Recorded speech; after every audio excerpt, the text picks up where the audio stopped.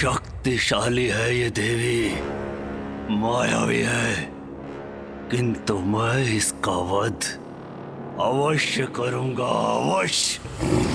एकाक्ष, तू अपने लोक में ही रहता, स्वर्गलोक का लोभ नहीं करता, देवताओं को प्रताड़ित नहीं करता तो ये सब नहीं होता। अभी भी समय है, जा अपने लोक लौट जा। तेरे लोक में कोई कमी नहीं है। पृथ्वी लोक के ऋषि और मुनियों के समान, देवलोक के देवताओं के समान, असुरों में भी अपना लोक संभालने का सामर्थ्य है। तेरे पूर्वज दारुक ने भी एक बहुत बड़ा अपराध किया था, किंतु उसकी पत्नी दारुका के कारण उसे एक नवीन जीवन प्राप्त हुआ। यह है एक स्त्री की शक्ति। इसीलिए अब स्त्रियों पर अत्याचार मत कर। जा अपने लोक लौट जा और वहां जाकर अपने मस्तिष्क, अपने जीवन को तपस्या से सींच।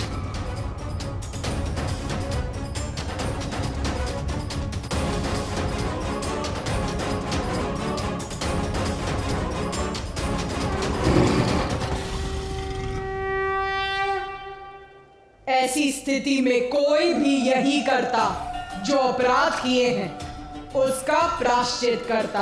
किंतु एकाक्ष का अहंकार अभी भी उसकी बुद्धि पर छाया हुआ था। अहंकार के मद में इतना चूर था वो कि क्षमा याचना का विचार भी उसके मन में नहीं था। तो फिर क्या किया उसने?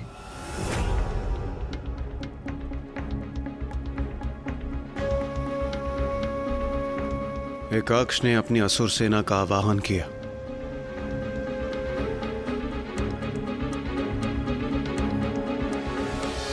इतना सब घटित हो जाने के पश्चात भी वो माता से युद्ध करना चाहता था और इसके लिए उसने अपनी सेना भी बुला ली।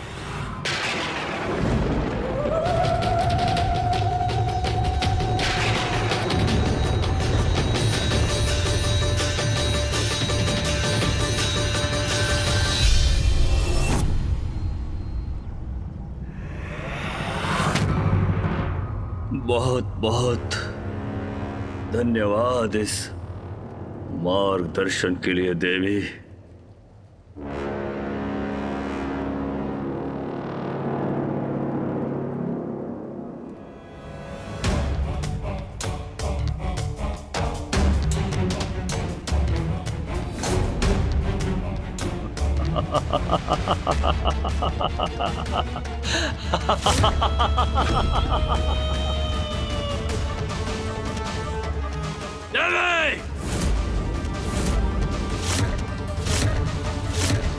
असुर सम्राट एकाक्ष को किसी के मार्गदर्शन की आवश्यकता नहीं है, वो भी एक स्त्री से कदापि नहीं।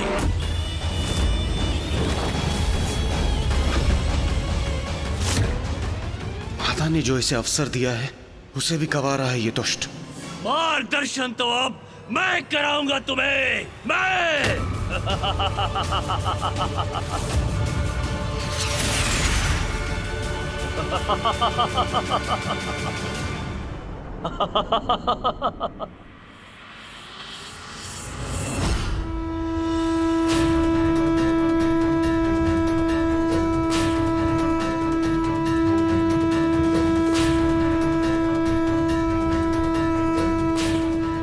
नहीं, अब पुनः इसकी भयंकर कीट असुर सेना प्रस्तुत होगी, कदापि नहीं।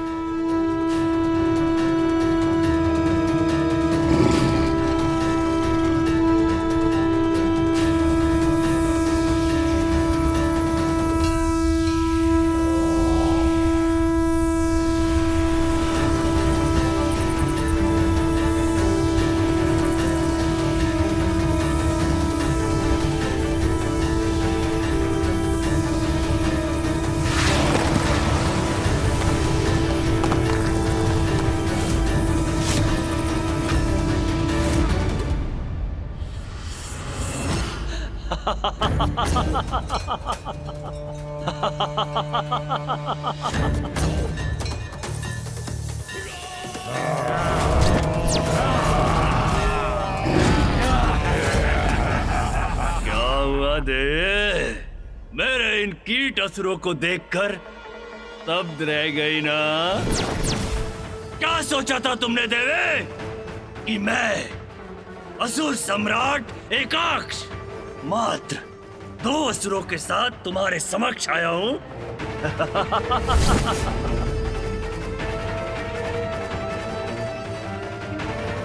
देखो देखो, मेरी संपूर्ण सेना है मेरे साथ, संपूर्ण सेना।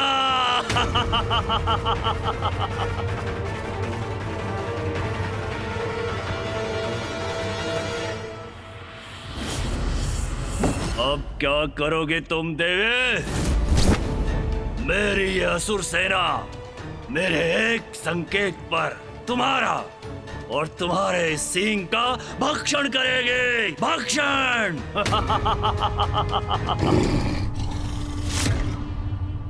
कहो देवी, क्या करूं अब मैं?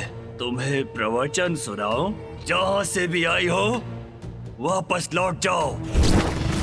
मैं तुम्हें तुम्हारी भूल सुधारने का अवसर देता हूं। जाओ, अथवा यही अंत कर दूंगा तुम्हारा, यही। बोलो बोलो देवे, क्या चाहती हो तुम? बोलो।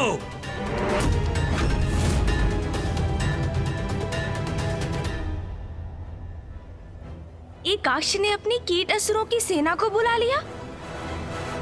एकाक्ष ने अपनी सेना बुलाई तो मैंने अपनी 64 योगिनियों को प्रस्तुत किया। माता की सेना?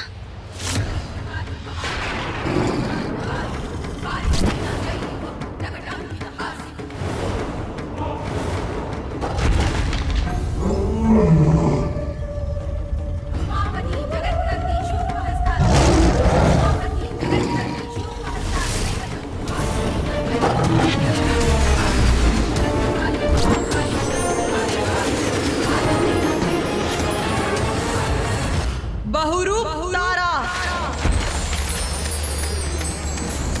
नर्मदा, यमुना, शांति,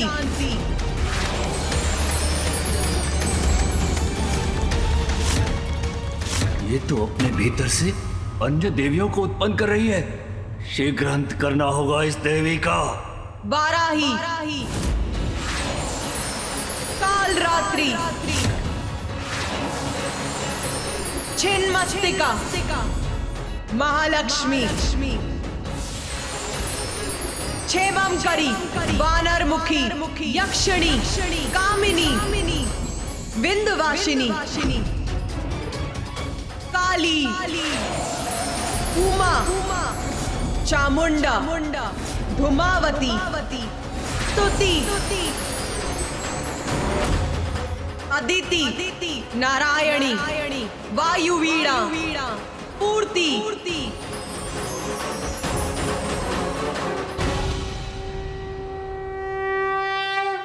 माता ने अपनी 64 योगिनियों का आवाहन किया, जो अपने विकराल रूप में यहाँ उपस्थित है।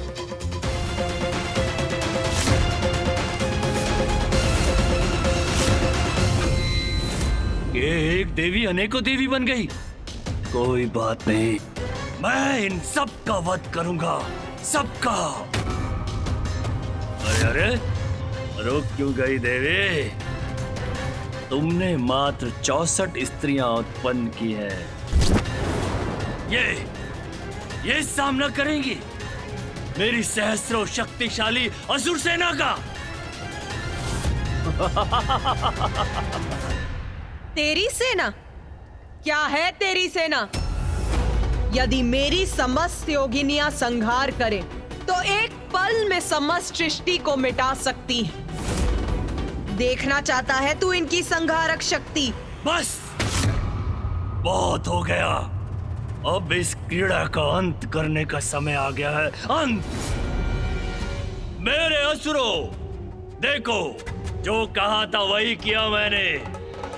तुम्हें स्वर्ग लोक में उत्तम जीवन का वचन दिया था मैंने, वो प्रस्तुत है तुम्हारे समक्ष। देखो, मैं तुम्हें और स्त्रियां दे रहा हूं तुम्हारे भक्षण के लिए, और वो भी कोई असुरी राक्षसी स्त्रियां नहीं, देवियां दे रहा हूं, देवियां।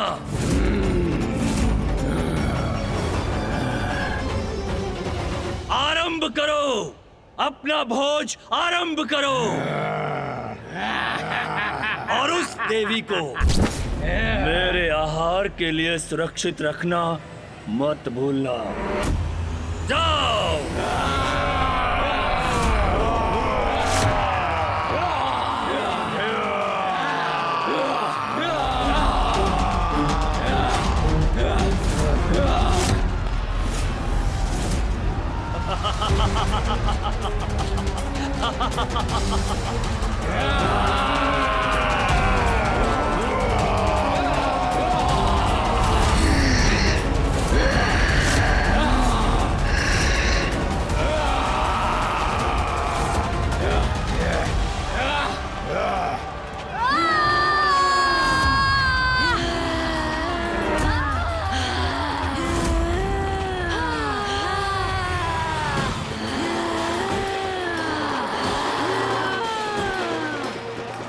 ये देवियां इतनी विशालकाय कैसे हो गई?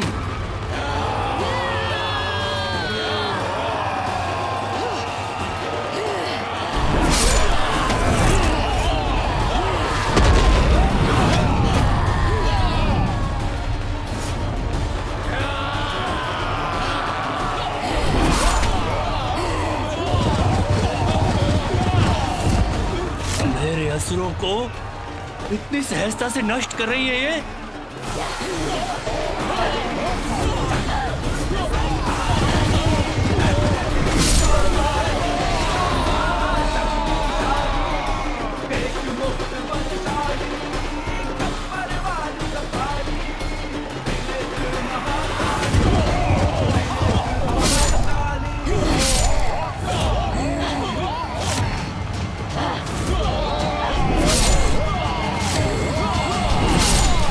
ये क्या हो रहा है? मेरे असुरों का ऐसा विनाश, वो भी इन देवियों के हाथों? ये संभव नहीं है, संभव नहीं है ये।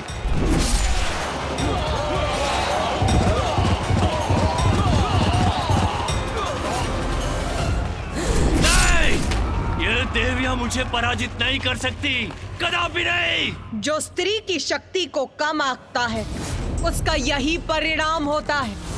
हमारी दुर्बलता है ये राक्षसियां, भूल जाएंगी आदिशक्ति की भक्ति करना। और वैसे भी अब हमें इनकी कोई आवश्यकता नहीं है।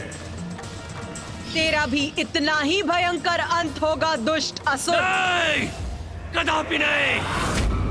इन देवियों की स्रोत तुम, मैं तुम्हारा अंत करूंगा तुम्हारा। और मैं विजयी होऊंगा, विजय।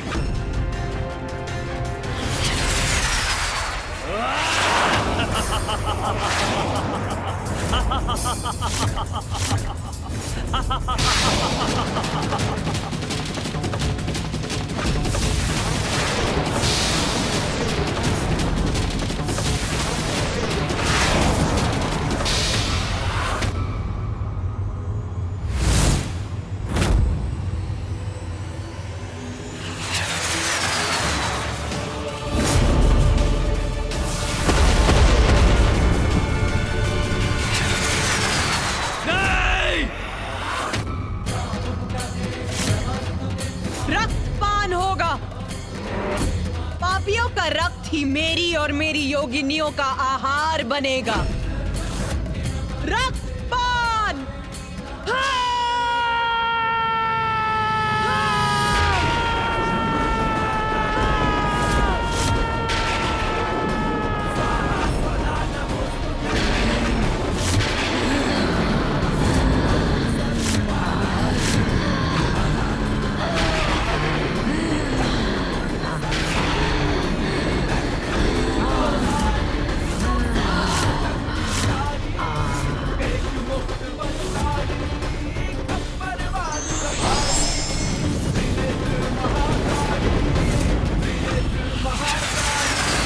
मुझे ज्ञात नहीं तुम सब अपना आकार छोटा करके क्या सिद्ध करना चाहती हो?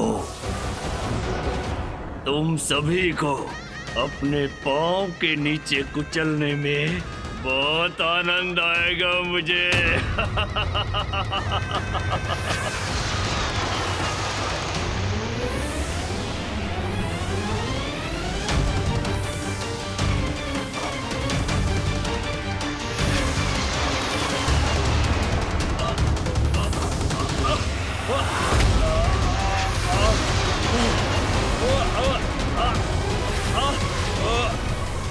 छोड़ो मुझे! कहाँ लेकर जा रही हो मुझे? छोड़ो! छोड़ो! छोड़ो! मैं कहता हूँ छोड़ो मुझे!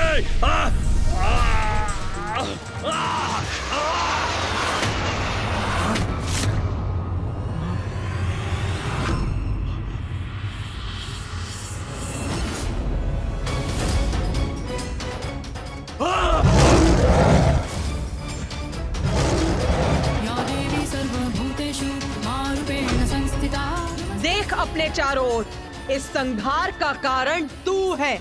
तू अपने लोक में तूने अपनी स्त्रियों का संहार किया था ना? तेरे असुरों ने उन्हें अपना आहार बनाया था। अपने असुरों को पथ भ्रष्ट करने के लिए प्रेरित किया था तूने। ये जो रक्त बहा है वो तेरे कारण हुआ है एकाक्ष। तेरे कारण दूसरों के कष्ट का कारण बनकर तू सुरक्षित कैसे बच सकता है? नहीं, कदापि नहीं। तूने जो किया वो अक्षम्य है।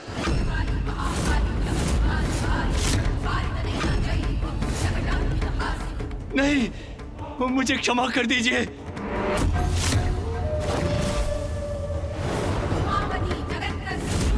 नहीं, नहीं, नहीं, नहीं, नहीं, नहीं, नहीं, नहीं, नहीं, नहीं।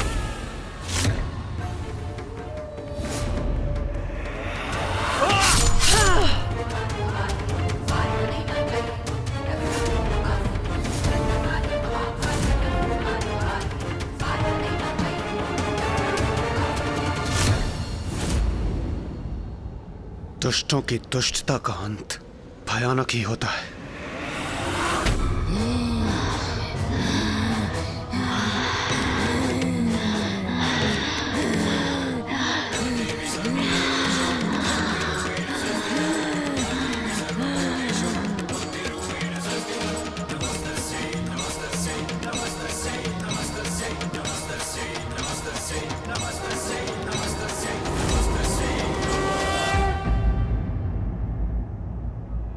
माता, आपने एकाक्ष का वध किया।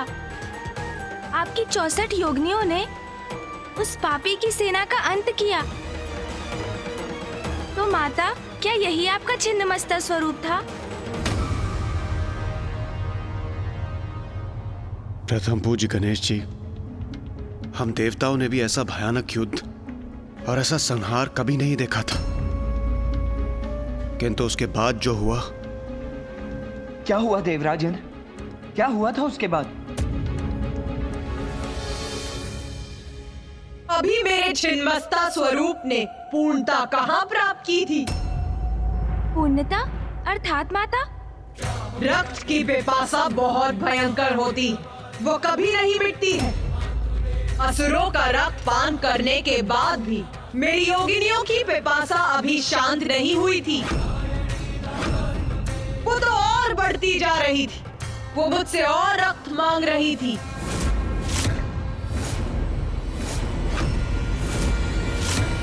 और रक्त माता? तो किसका रक्त दिया आपने उन्हें? रक्त दीजिए माता, दीजिए माता, रक्त दीजिए, दीजिए माता, रक्त दीजिए माता, रक्त दीजिए, कृपया रक्त दीजिए माता, हमें रक्त दीजिए, हमें और रक्त चाहिए माता, हमारी रक्त पिपासा बुझी नहीं है, हमें और रक्त चाहिए, रक्त दीजिए माता, और माता, हमें रक्त दीजिए, कृपया कीजिए माता। रक्त चाहती है और रक्त चाहती है योगिनी। जो उन्हें प्राप्त नहीं हुआ तो वो सर्वत्र संहार करेंगे। हम भूखे हैं किंतु माता। अब असुर शेष नहीं रहे। हम तुम किसके किसके रक्त का पान करें हम? किंतु अब असुर शेष नहीं हमें रहे। रक्त चाहिए किसके माता। रक्त का पान करें? भूखे हैं हम भूखी है माता, भूखी है हम। मिटाइए माता। हमारी भूख मिटाइए माता। समस्त संसार को मैं भोजन प्रदान करती हूँ, फिर तुम सभी को भूखा मैं कैसे छोड़ सकती हूँ मेरी योगिनियों? भूखे हैं हम। माता हूँ मैं तुम सभी की भूख मिटाने के लिए, तुम सभी के आहार के लिए मैं तुम सभी को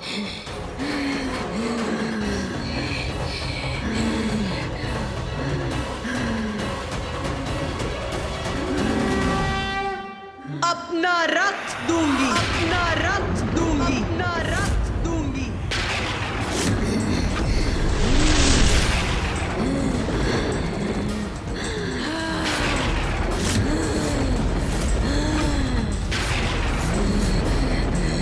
अपना रक्त देंगी माता।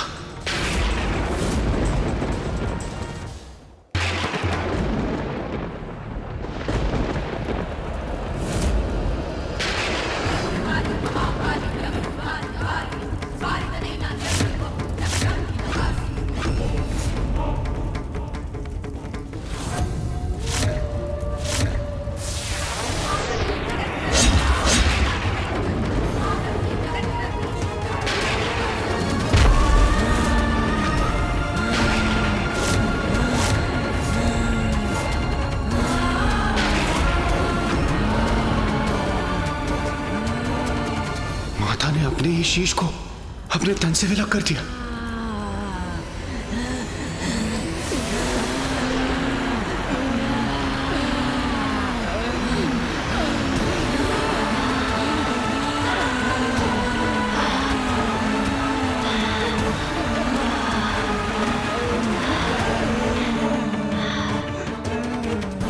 कितनी अद्भुत है माता की लीला। अपनी योगिनियों की तृष्णा को शांत करने के लिए वो स्वयं अपना ही रक्त बहा रही। जय मां छिन्नमस्ता।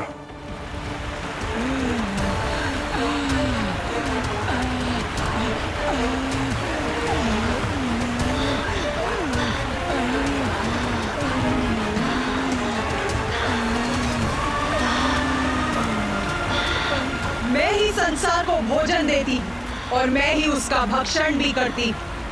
शक्ति के शीश विहीन होने पर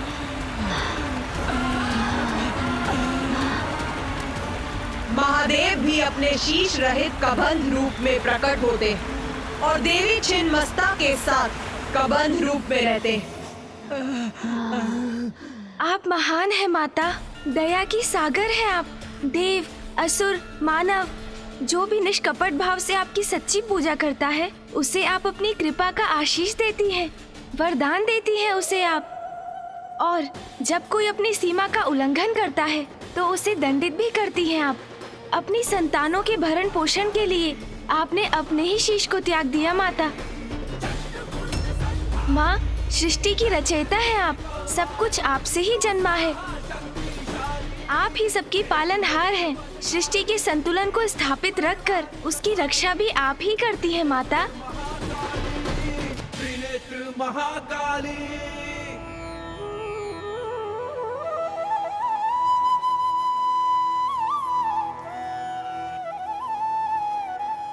माता, आपका प्रत्येक स्वरूप आपकी शक्ति और आपकी लीला का अद्भुत अनुपम उदाहरण है। अब हमें अपनी माता छिन्नमस्ता के स्वरूप की महिमा और उसका फल बताने की भी कृपा कीजिए। मेरे इस रूप की कृपा से मेरे भक्तों को समूह स्तंभन की शक्ति प्राप्त होती और उसके शत्रु समूल नष्ट हो जाते।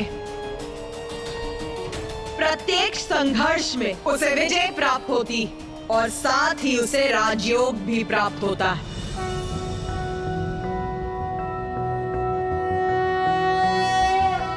नाभौ शुद्ध सरोज वक्त्र विलसत् पान्थुक पुष्पारुणम् भास्वद भास्कर मंडलम तदुदरे तद्योनि चक्रम महत तन्मध्ये विपरीत मैथुन रत प्रद्युम्न सत्कामिनी पृष्ठस्थान तरुणार्ककोटिविलसत्तेजः स्वरूपां भजे।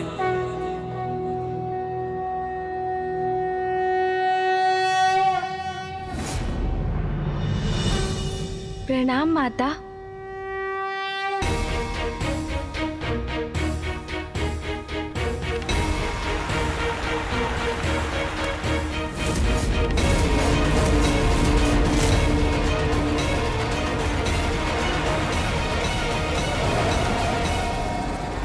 मुझे अनुमति है ना माता कि मैं अपना प्रश्न आपसे पूछ सकूं? पूछो अपना प्रश्न। माता, आपके द्वारा त्रिदेवों को प्रकट करने की जो प्रक्रिया आरंभ हुई, उसमें आपने जल, पृथ्वी, सूर्य और 14 भुवनों का सृजन किया।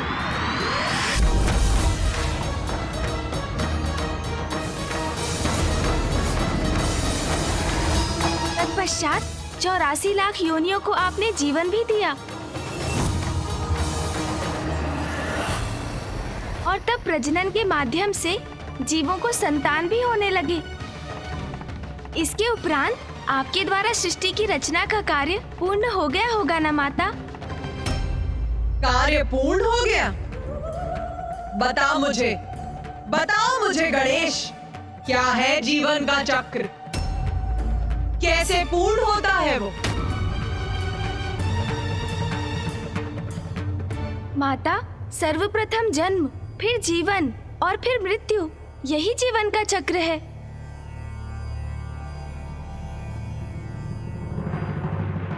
उत्तम उत्तर है तुम्हारा, और उसी में तुम्हारे प्रश्न का उत्तर भी निहित है। सुनो, जीव अब संतानों को जन्म दे रहे थे। जीवों की संख्या में वृद्धि हो रही थी, किंतु उनकी मृत्यु नहीं हो रही थी। इसीलिए प्रकृति में असंतुलन उत्पन्न होने लगा, और इसीलिए मेरे दूसरे अवतार के अवतरित होने के लिए ये आवश्यक हो गया।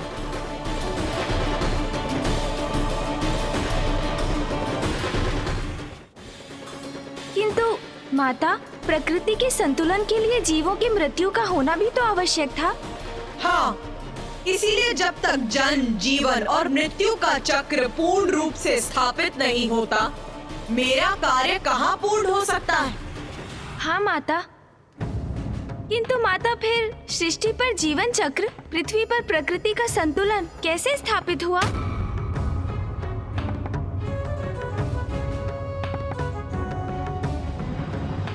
यही प्रश्न देवताओं के मन में भी उत्पन्न हुआ था। इसी का उत्तर पाने वो ब्रह्मदेव के पास गए, और फिर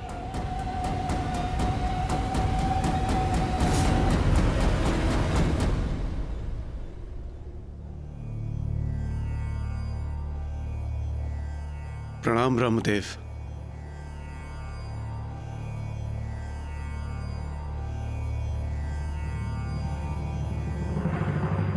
ब्रह्मदेव, पृथ्वी पर यदि इसी प्रकार जीवों का जन्म होता रहा तो उनके अंत की कोई व्यवस्था ही नहीं होगी। वहां जीवन के सभी साधन जैसे भोजन, जल, वायु सभी अपर्याप्त हो जाएंगे। सृष्टि का संतुलन बिगड़ जाएगा प्रभु। और प्रभु, यदि ऐसा हुआ तो घोर अनिष्ट होगा। कृपया करके आप ही कोई समाधान सुझाकर इस समस्या का निदान कीजिए प्रभु। देवगण, आपकी चिंता सर्वथा उचित है, किंतु इस संसार में जो कुछ भी होता है उसके पीछे कोई बड़ा कारण अवश्य होता है। जब देवी श्री महाकाली ने संसार के जीवों को प्रजनन क्षमता प्रदान की तो उन्हें भी इस परिस्थिति का पूर्वानुमान अवश्य होगा। इसका हल पाने के लिए हमें देवी श्री महाकाली की प्रार्थना कर उनसे हमारे मार्गदर्शन की गुहार लगानी चाहिए।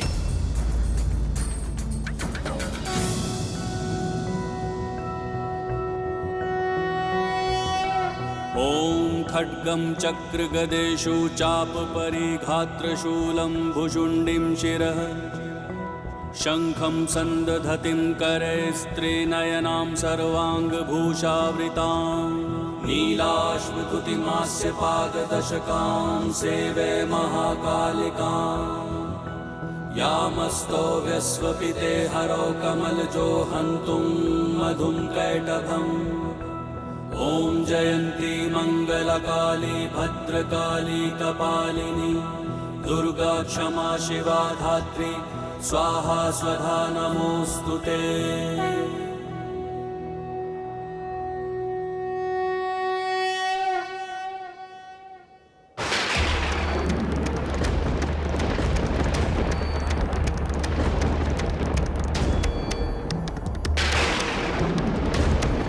अचानक यहाँ इतना अंधकार कैसे छा गया?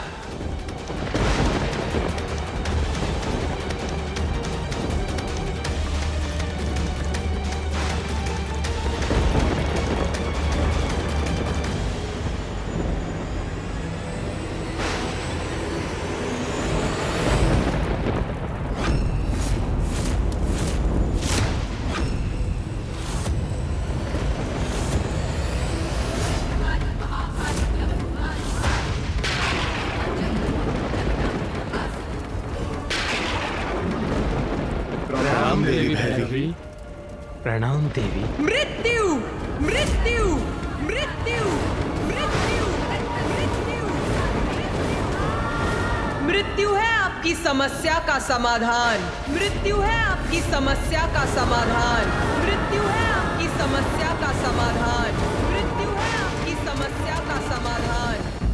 ब्रह्मदेव, पृथ्वी पर यदि इसी प्रकार जीवों का जन्म होता रहा तो उनके अंत की कोई व्यवस्था ही नहीं होगी।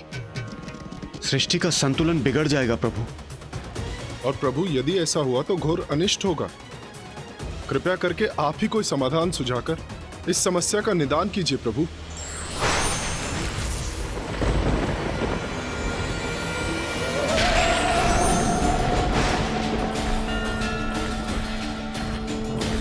प्रणाम देवी भैरवी। प्रणाम देवी। मृत्यु मृत्यु मृत्यु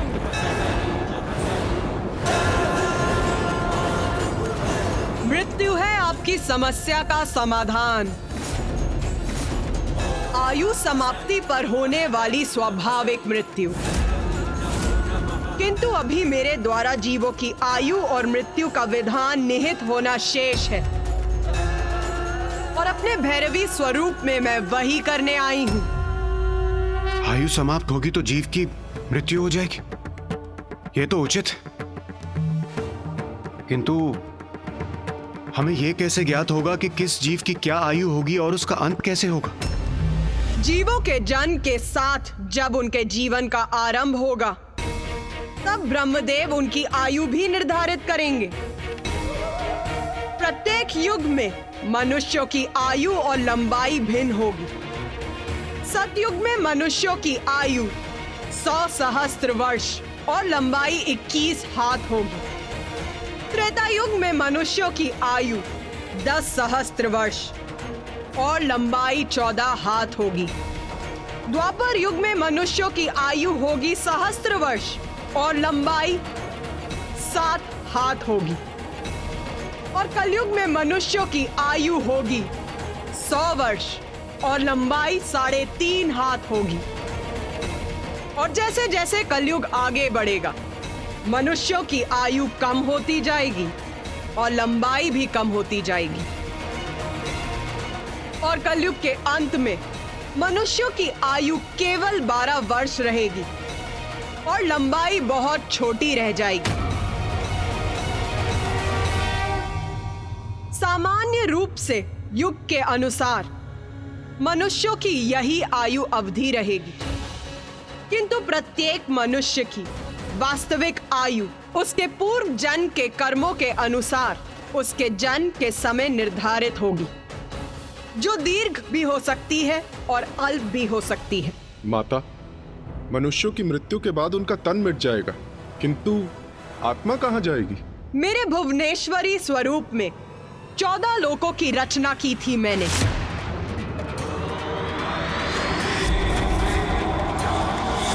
जिनमें आप सभी का निवास स्वर्गलोक भी है।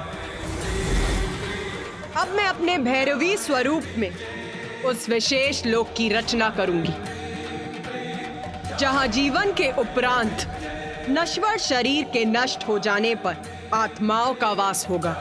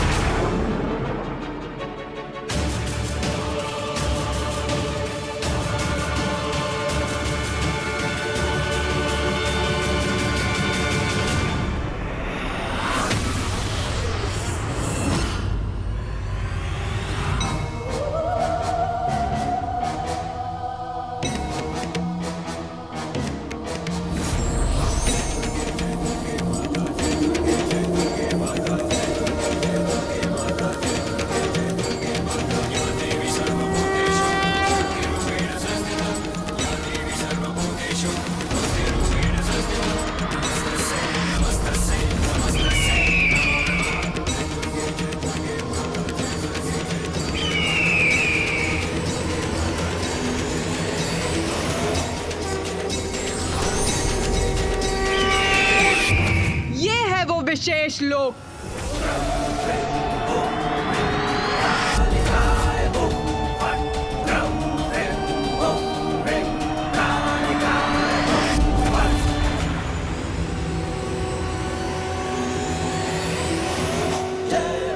धर्म परायण और सदाचारी जीवों की आत्माओं को यहाँ स्वर्ग लोक के सुखों का अनुभव होगा, और जो दुराचारी और धर्म भ्रष्ट जीवों की आत्माएं होंगी, ये लोक उनके लिए नर्क के समान होगा।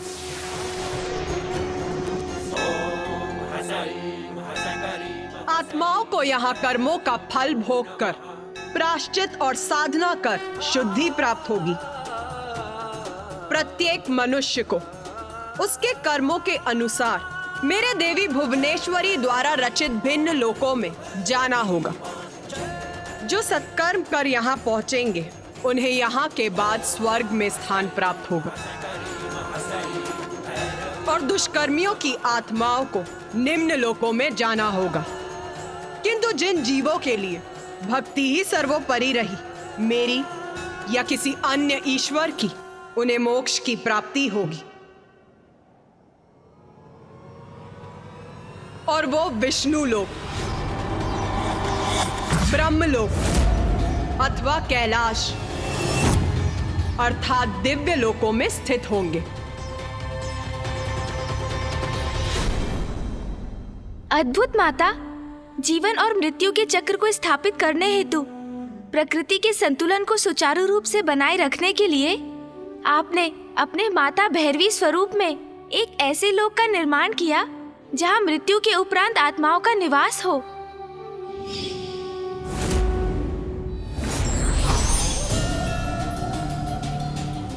तुम्हारे मन में एक और प्रश्न उत्पन्न होने का आभास हो रहा है मुझे। पूछ गणेश, पूछ, क्या पूछना है तुम्हें? माता, सूर्य देव के प्रश्न का उत्तर जानने के लिए ही मैं भी उत्सुक हूँ। आत्माओं के लिए एक अन्य लोक का निर्माण तो हो गया, किंतु उसको व्यवस्थित रूप से चलाने का दायित्व किसको सौंपा गया माता? ये प्रश्न सभी देवताओं के मन में भी रह रहकर उठ रहा था। देवी भैरवी संसार में प्रकट हुई, किंतु इससे मृत्यु की व्यवस्था पूर्ण नहीं हुई थी। उसके लिए एक काल देवता की आवश्यकता थी, जो हमारा प्रतिनिधित्व कर इस कार्य का दायित्व संभाले। उनकी सहायता के लिए काल के दूत की आवश्यकता थी, और जो जीवों की आत्माओं को बंदी बनाए, उस पाश की आवश्यकता थी। पाश? जीवों की आत्माओं को बंदी बनाने के लिए पाश की आवश्यकता थी? और माता, काल देवता के पद पर योग्य देवता की नियुक्ति भी तो आवश्यक होगी। वो कैसे हुआ माता?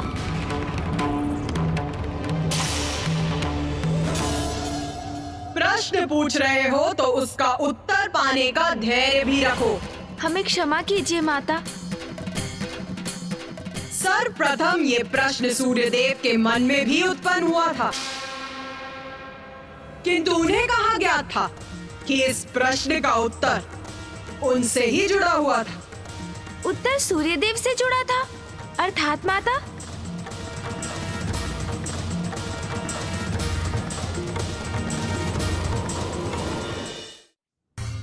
देवी भैरवी संसार में प्रकट हुई, किंतु उससे मृत्यु की व्यवस्था पूर्ण नहीं हुई थी। उसके लिए एक काल देवता की आवश्यकता थी।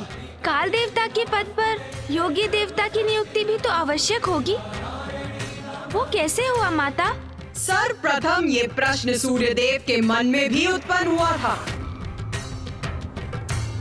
सूर्यदेव का विवाह देव शिल्पी विश्वकर्मा की पुत्री देवी संज्ञा से हुआ था। जब मैंने आदित्य सूर्य का सृजन किया था, तब उनके तेज का उत्पन्न होना आरंभ ही हुआ था।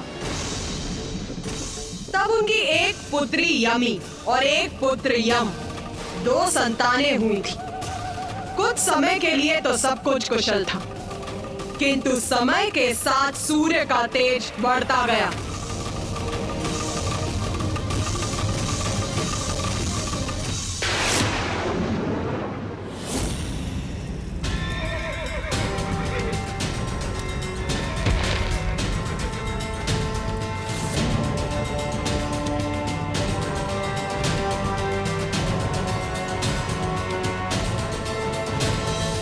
देवी संज्ञा, देवी संज्ञा कहाँ हैं आप? आइए देवी संज्ञा। संज्ञा, अब तो पकड़ी जाओगी। संभवतः आंगन में होंगी।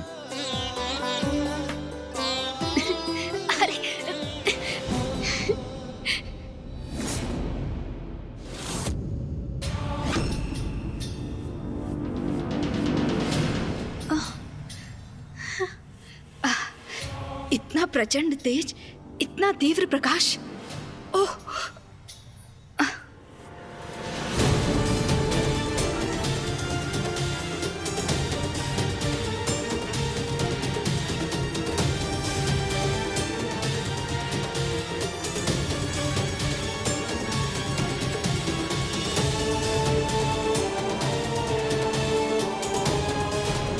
सूर्यदेव का तेज असहनीय हो रहा है हमारे लिए।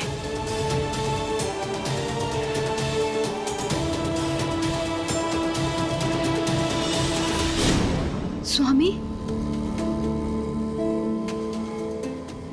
इस तीव्र ताप का यही अर्थ है कि स्वामी निकट हैं।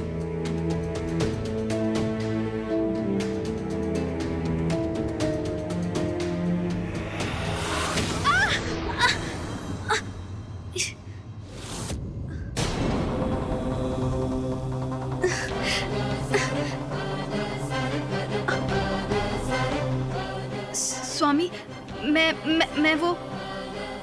देवी संज्ञा, क्या मुझे इतना भी अधिकार नहीं कि मैं अपनी पत्नी का स्पर्श कर सकूं? स्वामी, ऐसी कोई बात नहीं है, मैं तो बस।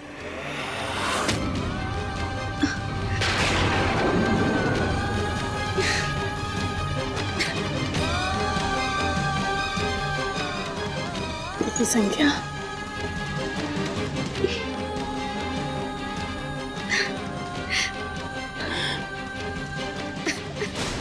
देवी संज्ञा, धैर्य रखिए, सब ठीक हो जाएगा।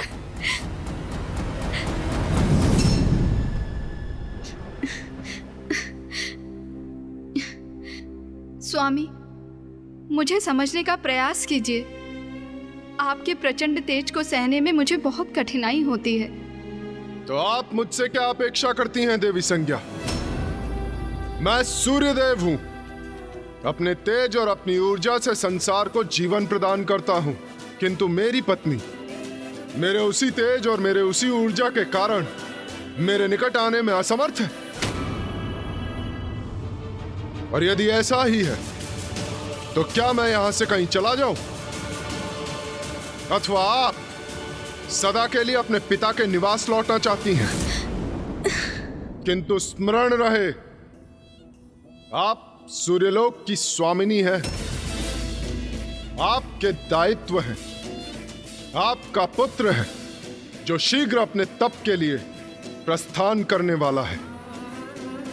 और यदि आप भी यहां से चली गई तो मैं एकाकी कैसे रहूंगा? नहीं, आप कहीं नहीं जा सकती। समाधान भी आप ही को ढूंढना होगा, क्योंकि समस्या आपकी है, मेरी नहीं। आपका पति हूं मैं, और आपका सानिध्य प्राप्त करना मेरा अधिकार है।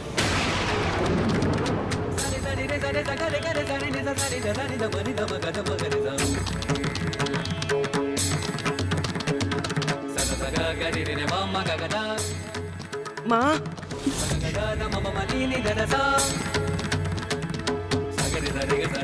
माँ,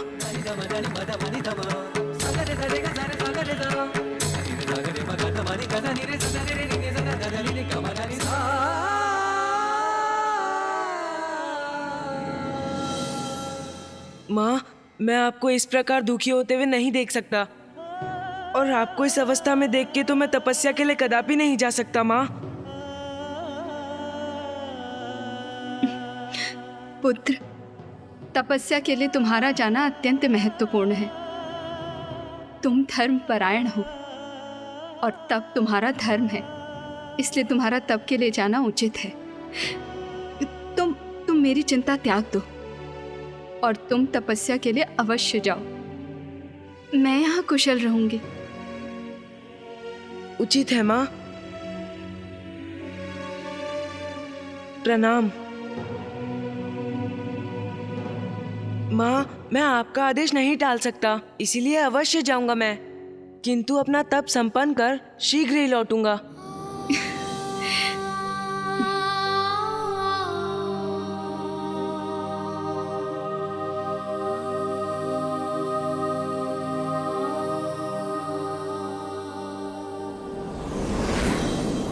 मैं क्या करूं माँ?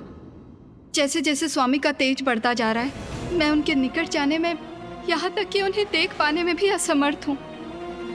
किंतु मैं अर्धांगिनी हूँ उनकी, मुझ पर अधिकार है उनका।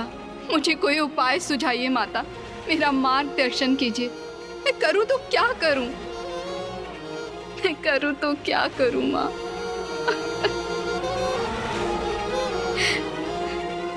और आपको इस अवस्था में देख के तो मैं तपस्या के लिए कदापि नहीं जा सकता माँ। तुम धर्म परायण हो और तब तुम्हारा धर्म है। तपस्या, घोर तप करूंगी मैं, और मेरा तप मुझे मेरे स्वामी के तेज को सहने की शक्ति देगा। हाँ माँ, मैं तप करूंगी। किंतु स्मरण रहे, आपका पुत्र है जो शीघ्र अपने तप के लिए प्रस्थान करने वाला है, और यदि आप भी यहां से चली गई तो मैं एकाकी कैसे रहूंगा? किंतु मैं अपने तप के लिए यहाँ से कैसे जाऊं? स्वामी मुझे कभी कहीं जाने की अनुमति नहीं देंगे, और उनके निकट रहते हुए मैं अपना तप भी नहीं कर पाऊंगी। क्या करूं मैं करूं तो क्या करूं?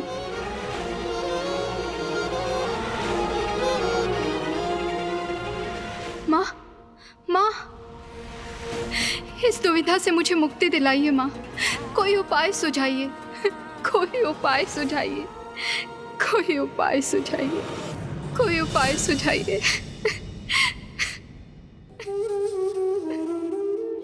कोई उपाय सुझाइए माँ, कोई उपाय सुझाइए।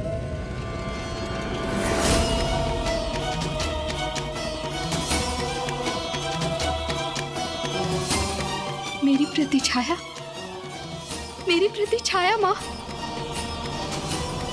उस रात्रि देवी संज्ञा को यह आभास हुआ कि वो अपने तप के लिए तभी जा सकेंगी जब वो अपने किसी प्रतिरूप को छोड़कर जाएंगी, और उनका प्रतिरूप उनकी प्रतिछाया के सिवाय और कौन हो सकता था?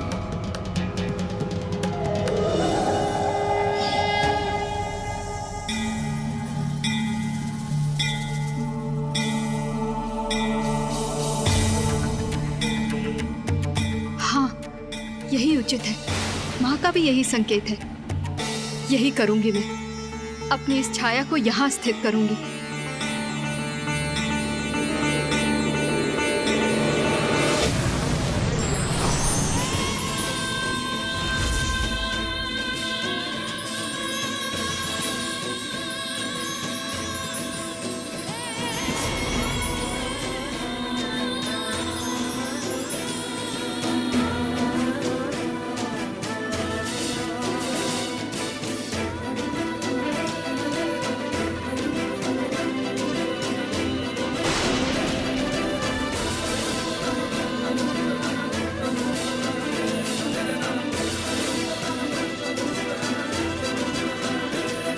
मैं देव शिल्पी विश्वकर्मा की पुत्री, सूर्यदेव की पत्नी देवी संज्ञा, तुम्हें सजीव होने का आदेश देती हूँ।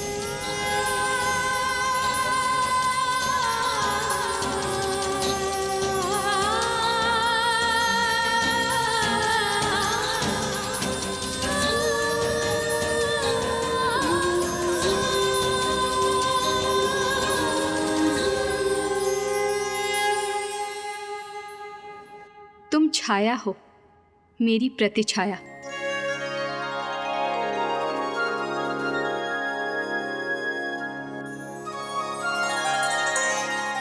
और देवी संज्ञा अपनी छाया को सूर्यलोक में छोड़कर पृथ्वी पर तप करने के लिए चली गई।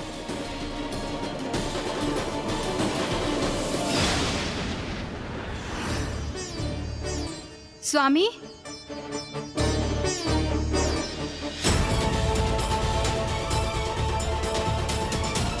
मुझे पुकारने का क्या लाभ देवी संज्ञा?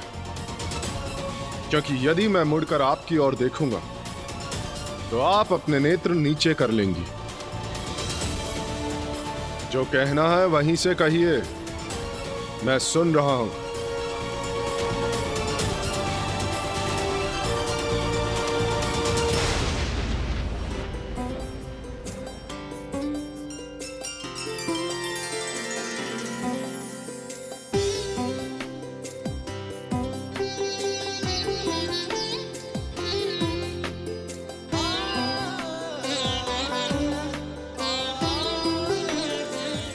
स्वामी, आपको पूजा का प्रसाद दिए बिना मैं आपको कैसे जाने देती? देवी संज्ञा, क्या क्या ये सत्य है? क्या मेरा तेज आपको प्रभावित नहीं कर रहा? ये कैसे संभव किया आपने? बस स्वामी, अब और प्रश्न नहीं। आप निश्चिंत होकर अपनी यात्रा पर जाइए, क्योंकि अब सब कुछ कुशल है। उचित है देवी।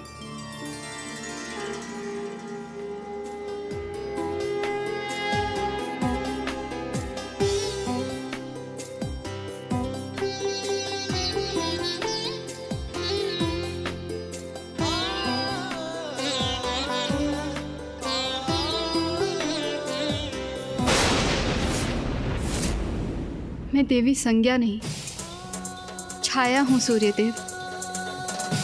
मैं आपकी पत्नी नहीं, मात्र उनकी प्रतिछाया हूँ। मैंने देवी संज्ञा को वचन दिया है कि मैं आपकी देखभाल करूंगी और किसी को भी ये ज्ञात नहीं होने दूंगी कि वो सहज आपका सानिध्य प्राप्त करने के लिए यहाँ से बहुत दूर तपस्या करने गई हैं। सूर्यदेव, जब माता संज्ञा तपस्या करने सूर्यलोक से चली गईं, तो क्या आपको कभी उनकी अनुपस्थिति का आभास नहीं हुआ? क्या ऐसा कभी प्रतीत नहीं हुआ कि छाया माँ संज्ञा माँ तो है ही नहीं? प्रथम पूज्य गणेश जी, देवी छाया देवी संज्ञा की प्रतिरूप थी। सभी प्रकार से वो उनके समान थी और मैं भी अपनी पत्नी का साथ पुनः पाकर अत्यंत प्रसन्न था। और जब भी मैंने उनके भीतर आए हुए परिवर्तन का रहस्य जानने का प्रयास किया तो सदा उन्होंने उस प्रश्न को टाल दिया। तब तनिक शंका अवश्य होती थी मुझे। तो क्या आप कभी सत्य ज्ञात कर सके सूर्यदेव? हाँ गणेश जी। ये सत्य कैसे जाना आपने सूर्यदेव, बताइए ना। गणेश, तुम पुनः वो प्रश्न पूछ रहे हो जिसका उत्तर देने का समय अभी नहीं आया है। क्षमा कीजिए माता, मैं तो बस उत्सुकतावश पूछ रहा था। धैर्य गणेश, धैर्य। तुम्हारी उत्सुकता अवश्य शांत होगी। तो सुनो, सूर्यदेव के पूर्व किसी अन्य को यह ज्ञात हो गया था कि देवी छाया उनकी पत्नी देवी संज्ञा नहीं है। अब तुम्हारे मन में उत्पन्न होने वाले प्रश्न का उत्तर देने के लिए मैं एक प्रश्न पूछती हूँ तुमसे। उचित है माता। उस समय का विचार करो गणेश, जब देवी पार्वती में परिवर्तन आने प्रारंभ हुए थे तो सर्वप्रथम उसका आभास किसे हुआ था? महादेव को, कुमार कार्तिकेय को, या तुम्हें?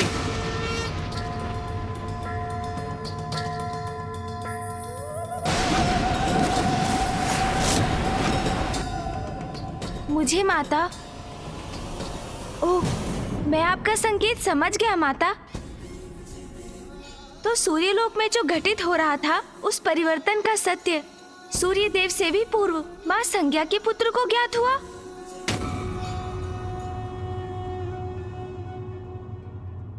देवी छाया यम से अपना सत्य नहीं छिपा सकी, क्योंकि मां के आंचल की ममता, मां की ममता भरी दृष्टि और उनमें आया हुआ परिवर्तन संतान के नेत्रों से छिपाया नहीं जा सकता।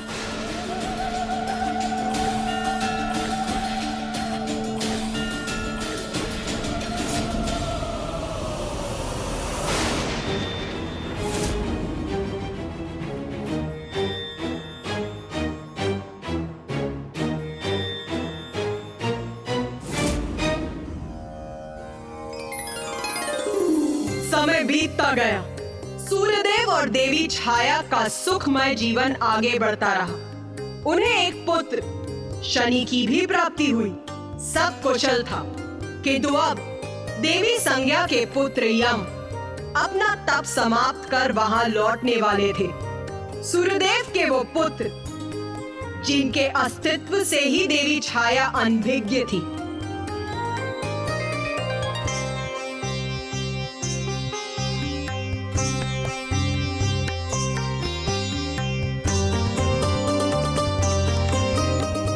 माँ कितनी आनंदित है, अर्थात यहाँ सब कुशल है।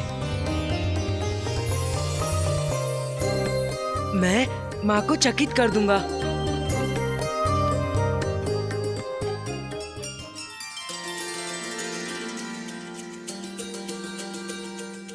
स्वामी,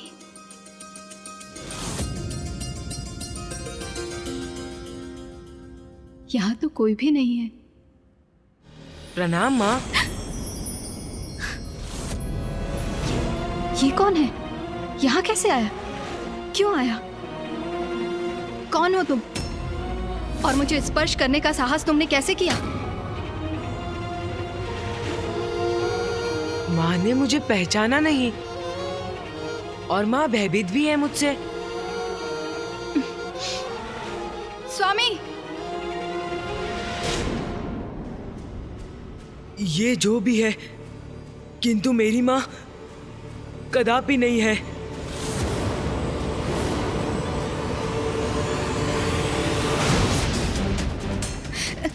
स्वामी, स्वामी, स्वामी देखिए वहाँ पे क्या कोई हुआ? है। वहाँ वो कोई है। कौन? वो वहाँ पे।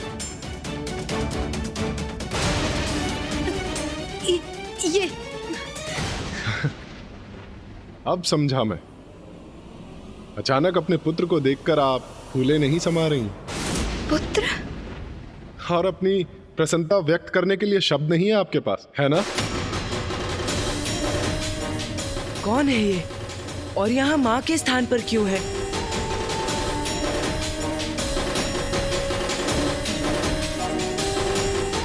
देवी संज्ञा, अब यहाँ स्तब्ध ही खड़ी रहेंगी? इतने समय बाद लौटा है आपका पुत्र। क्या उसके लिए उत्तम भोजन का प्रबंध नहीं करेंगी? जी स्वामी, उचित है।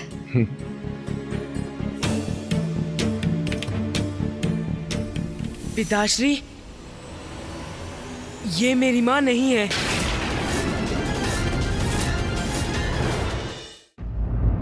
ये मेरी माँ नहीं है पिताश्री। ये कैसा अनुचित कथन है यम का?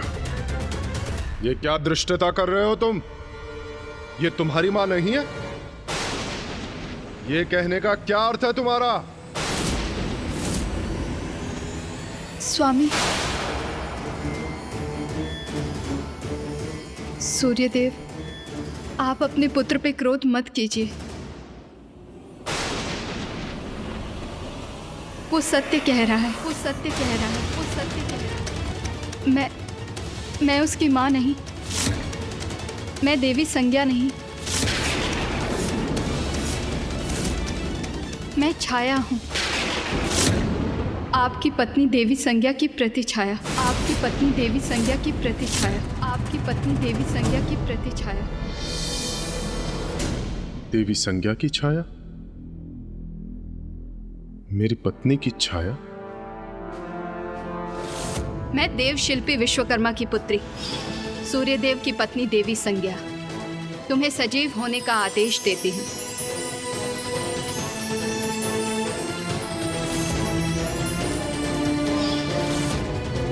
तो अंततः इस प्रकार सूर्यदेव को सत्य ज्ञात हो ही गया।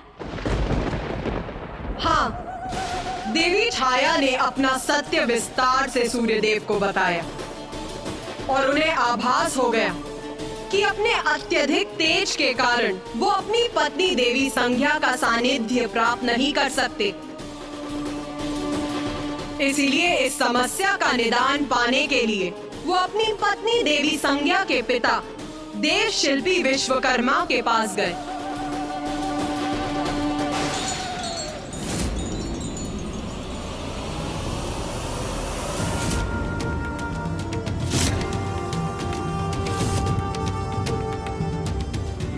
अपना तेज घटा नहीं सकता, और मेरे तेज के कारण आपकी पुत्री और मेरी पत्नी संज्ञा मेरे निकट नहीं आ सकती।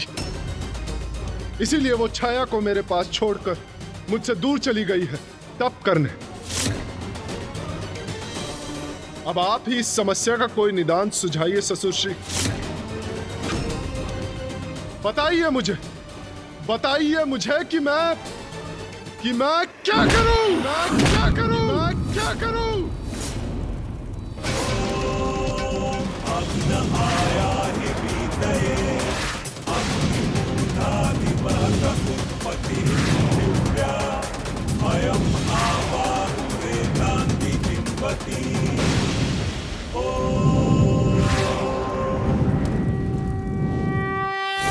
माता, ये तो और भी विकट परिस्थिति उत्पन्न हो गई थी। तो विश्वकर्मा जी ने क्या सुझाव दिया?